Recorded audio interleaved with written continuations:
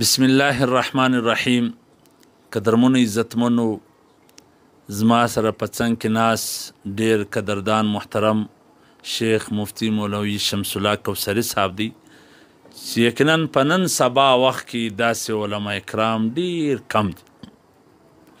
که زه دا ووایم چې په لکونو کې هم نسته لا به هم زما خبره خلاف نه وي، ځکه چې د په نن سبا وخت کې څومره وخت کتاب ته ورکړی دی او ماشاءالله هغه کتابونه هغه تحقیق چې د اوس دور ډیر علما کرام به د هغه نمونه هم نشي زده کولی، نه به د نمو اورېدلی، ځکه موږ د نږدې څه لیدلی دی، دلې زموږ سره په مدرسه کې دی، موږ د مطالعه وینو، د کتابونه وینو او پر احادیثو باندې داسې مضبوطه کار روان کړی دی چې د احادیثو پر رجالو باندې پر عللو باندې چې دا حدیث د هر طرفه څه که یو ذوب پکې وي، یو بل څه وي، یو بل څه وي، هغه د حدیثو باندې چې زموږ احناف وروڼه د حدیثو د تحقیق څه ډېر نه خبره وي، لیکن ماشاءالله د پر احادیثو باندې هغه تحقیق د خپلو شاګردانو دپاره د خپلو اورېدونکو دپاره روان کړی دی چې ماشاءالله په نن سبا وخت کې به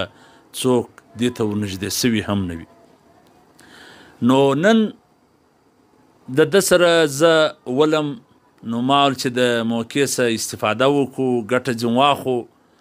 یو مسله چې ډېر د هغه خلک چې هغه د تبلیغ سره الرجي وي، تبلیغ د دې پر کاروبار باندې، د دې پر پراپرټي باندې، د دې پر سیسټم باندې یو اثر اچولی وي، هغه خلک چې په علمي کې په دې پسې وي هغه د دې څه راګرځولي وي، نو د هغو په باره کې بس دې دغه خبره شروع کړې ده چې عامي سړی خو ګسه تبلیغ کولی نشي. نو ما ول د موقع څخه به ګټه واخلو. د محترم مولوي شمس الله کوثري صاحب ماشاءالله خو ډېر محقق عالم دی او ډېر تحقیق لري چې د ده څه دا پوښتنه وکړو چې دا خلک چې دا وایي د عوام پر تبلیغ والا باندې بدګمانه کوي یا متنفره کوي، په دې باره کې ته څه وایې چې آیا عام خلک تبلیغ یا دعوات یا نصیحت کولی سي او که نسي کولی؟ نو راسي ټوله به په ګډه د محترم مولوي صاحب جواب واورو. بسم الله الرحمن الرحیم. اول خو سمیم صاحب ستا ډېر کور ودانۍ وایو چې ته د دونه مصروفیاتو، د دونه مرکو، د دونه ډېرو کیسو چې تقریبا په پښتني سیمه کې ډېرې خبرې، بیا خاص کار په چمن کې ډېرې اوږدې خبرې ستا په غاړه کې، بیا د هغه باوجود ته موږ ته څه وخت هر وخت راباسې د خپلو مصروفیاتو څه، نو ډېر کور ودانۍ دي وایو. دویمه خبره چې کومه خبره تا وکړه چې خلک، بعضې خلک، بعضې علما هغو دا خلکو ته په ذهن کې ورکړې ده او دا وایي او په خپلو کتابونو کې هم لیکلې ده چې د امي سړي دپاره یا د عام سړي دپاره چې په اسلام موږ امي سړی وایو، د امي سړي دپاره تبلیغ نشته، تبلیغ به فقط علما کوي. دا خبره چې مخکینیو کتابو ته ولاړ سي دا خبره بالکل غلطه ده، او که چیرې دا خلکو کتابونه کتلي وای او مخکیني کتابونه یې کتلي وای چې هغه تقریبا د 900 کاله، 900 کاله، 700 کاله، 600 کاله مخکې لیکل سوي کتابونه دي، په هغو کې دا ډېر په وضاحت لیکلې ده. دا شرط دی چې کوم سړی چې چاته د یو کار د کولو امر کوي چې دا فلانی کار وکړه، لکه لمونځ دی لمونځ وکړه، او دا رقم شراب دی شراب مه څښه، غلا مه کوه. دا علم غواړي، خو څونه علم غواړي؟ دونه علم غواړي لکه اوس چې تا کړی دی، دونه علم غواړي لکه ما چې کړی دی، دونه علم غواړي لکه دا نور مولایانو چې کړی دی.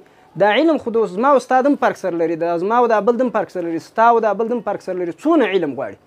کتابونو په وضاحت ویلي دي، ډېرو مخکینیو کتابونو. زه فقط یو کتاب پیښوم، پر دې مسله به انشاءالله العزیز زه بیا تفصیلا بحث وکړم چې هغه کتابونه وایي چې دونه علم غواړي چې یو سړی په یو کار باندې بل چاته دغه کار وایي چې دا کار ته وکړه، دی به پخپله په خبر چې دا کار چې زه هغه بل سړي ته وایم چې دا ته وکړه دا ښه کار دی، یا دا پلانی کار لکه غلا ده مثلا ته مه کوه، ته به په دې دونه علم به لرې چې ته ودې ته دا وایي چې ته غلا مه کوه، چې دا غلا حرامه ده. دونه قدر علم غواړي. په ټولو کتابونو کې دا اصل مسله د عقایدو مسله ده. زه به یو وار هغه خلکو ته چې د دې مخالف دي د دې پن روشن دا مسله د عقایدو ده، د امر بالمعروف نهي عن المنکر دا مسله د عقایدو ده. زما سره یو ډېر قدیم کتاب شته ابکار الافکار نومیږي. ابکار الافکار فی اصول الدین، دا د امام ابوالحسن علي ابن محمد ابن سالم چې سیف الدین آمدي رحمه الله ورته وایي. دا عالم مفتي صاحب محترمه په 641 کې وفات شوی دی. دونه قدیم سړی دی، یعنی بیا د 641 څخه در اوسه پورې تقریبا 810 یا 814 دومره کلونه کېږي چې دا عالم وفات شوی دی. د دې دغه کتاب دا 3 جلده دی. دا کتاب داسې کتاب نه دی، دا کتاب یعنی په کمپیوټر په شاملو کې هم نشته، ځکه زموږ خو د جدید شانو سره هم تعلق شته او زما سره الحمدلله دا کتاب شته. او دا داسې یو سړی هم نه دی، دا په 2 فنو کې امام دی، په اصول الفقه کې امام دی او په علم کلام کې امام دی، او په دا مذهبا شافعي دی او دا د عقاید لوی امام دی. د اشعریت لپاره ډېرې خوارۍ وړي دي چې خلک بیا ترجمه هم وګوري، ځکه زموږ په مخالفینو کې اکثره دی چې موږ کتابونه یاد کړو، دې ته معلوم نه وي باره کله هندوان بولي، کله څوک بولي، کله څوک. نو دا مې ځکه د لږ د دې سړي تعارف درته وکړي. د اخرنی فصل د په دغه کې کم کړی دی. د دې کتاب الفصل الثاني في من يجب عليه الامر بالمعروف والنهي عن المنکر ومن لا يجب عليه. بیا په دې کې دی وایي چې د دې لپاره 7 قیدونه ذکر کوي. په 7 قیدو کې دویم قید دا ذکر کوي. ګورئ زه به دا توري م ووایم چې د هر چا سر په خلاص وي.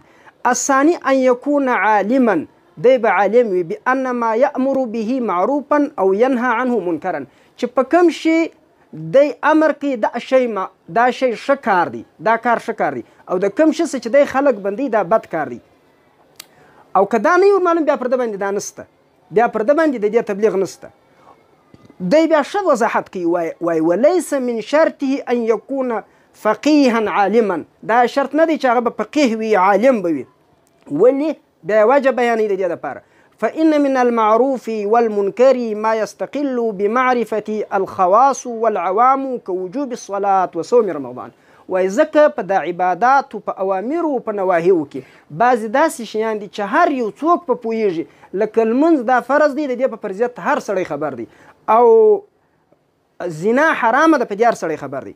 بیا دی نور مخ ته پسې زیاتوي فالعامي، نو عمي سړی یا عام سړی یا عامي سړی یجب علیه فی ذلک ما یجب علی الفقیه. پر عمي سړی باندې، پر عام سړی باندې هغه باندې هم دا واجبه ده لکه څنګه چې پر فقیه واجبه ده. ولې؟ لاستوائهما فی معرفة کون ذلک شیء معروفا ومنکرا. ځکه په دې کې خو عالم او دا دغه سړی سره برابر دی چې دا لمونځ ښه کار دی، نو عالم هم په خبر دی چې ښه کار دی او فرض دی، او یو دغه سړی هم په خبر دی. او کم شی چې دا رقم نو چې کم شی دا رقم چې هغه په اجتهاد معلومیږي، په هغه کې بیا عام سړی خبره نشي کولی. نو زموږ تبلیغ والا خو زیات سے زیات دغه به وایي چې لمونځ کوي، اودس کوي، روژه نیسي، صله رحمي کوي. نو په دې کې خو هر څوک خبر دی. دا کتاب دی، دا تقریبا د 814 کاله مخکې تېر شوی دی، او دا مسله په بیخي ډېرو کتابو کې شته. دا امام غزالي صاحب په کتابو کې، په نورو کتابونو کې هم شته، هغه به بیا تفصیل زه ورکړم. دغونه در دا ځای پورې دا دونه ماته معلومات وو. ګورې قدرمنو، شیخ صاحب ته خبره ښکاره کړله چې یو سړی په دې خبر دی چې دا لمونځ ښه کار دی، نو خدای د دا عالم سو د دا خبرې. که په دې خبرې چې روژه ښه کار دی، نو خدای د دا عالم سو. که دی ورته وایي چې دا غلط کار مه کوه، نو خو د دا خبرې عالم سو. دا څونه ښه بعضې دی وایي ناسخ منسوخ نه دي در معلوم، فلان فلان نه دي در معلوم، دا نه دي در معلوم. نو هغه خو دا کوم چې پر منبرو باندې ناست دی، د جمعې په ورځ تقریرونه چې کوي، وایي ودې به هم نه یې ورمعلوم. پر دا باندې مې څه وضاحت ور او پاته سو علم د ناسخ و د منسوخ.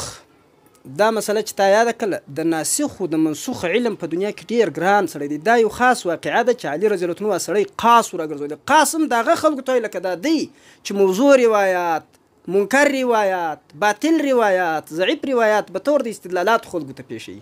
هغه دغسې یو سړی و چې ډېر اوږد تللی و، دغسې شیان یې بیانول. تبلیغ والا خو هغه نه بنوي. پاته سو د ناسخ و د منسوخ دونه دقیق علم دی. که څوک امام محمد زاید کوثري رحمه الله پیژني، زموږ په علماو کې یو عالم تېر شوی دی ابن شاهین رحمه الله نومیږي. ابن شاهین رحمه الله په 1000 جزء حدیثي کې یو تفسیر لیکلی دی، په 1000 جزء حدیثي کې. د دې زموږ سره مقالات پروت دي. د هغه څه د کوثري رحمه الله څخه د یوه حدیث په باره کې پوښتنه دی، په دا کې هم غلط شوی دی، دویم دی په هغه کې هم غلط شوی دی. نو ناسخ و منسوخ خو ابن شاهین ته هم بیا نسو ورمعلوم. نو آیا ابن شاهین چې په 1000 جزء کې یو تفسیر لري، هغه دپاره هم بیا د امر بالمعروف او نهي عن المنکر نه دی جایز؟ قدرمنو د شیخ صاحب علم خو ماشاءالله چې د ترازو په یوه پله کې واچې د دغه خلکو د دوو لکو دا په بله پله کې واچې لا به دا پر وزني نو صرف دا دی چې د عام خلکو دپاره مختصرا یې سر دونې در خلاص کړي چې پر هر چا باندې دا لازمه ده چې هغه په یو کار پوهي چې دا ښه کار دی دی د دا ښو حکم وکړي په یو کار پوهي چې دا بد کار دی د هغسې منع کړي نو که نه وکړي ګناهګار دا خو په کار ده چې هر سړی یې وکړي خو حضرت شیخ صاحب ماشاءالله تاسې وګورئ دا کمپیوټران د جدید آلاتو څخه هم دومره ګټه او استفاده اخلي چې د هر شاګرد یې ګده ورځ دې ته کښېنولی چې پر یو حدیث باندې څونه تحقیق کړي دا خو اوس هسې هغه کسان ناست چې د ده سره تکرار کوي نور چې سبا وخت کې د ورځې په وختو کې ډېر شاګردان و دته ناست وي چې پر حدیثو باندې پر مسایلو باندې و هغو ته ټوله ورځ تحقیق ورکوي موږ خلک خو بس یو اسانه دی بس یو مسله ایسي یو ځای ریسرچ کې ګوري نه داسې مسایل کتل د کتابو سره هغه برابرول دا ډېر وخت نیسي او دا ډېر ګران کار دی نو الله پاک دې د شیخ صاحب په عمر کې برکت واچي الله دې د ده سایه زموږ د سره څه نه اخلي الله دې قایمه دایمه ولري الله دې صحت ورکړي او الله دې د عافیت سره ښه خوشحاله ژوند ورکړي تاسې هم ټوله دعاګانې ورته کوئ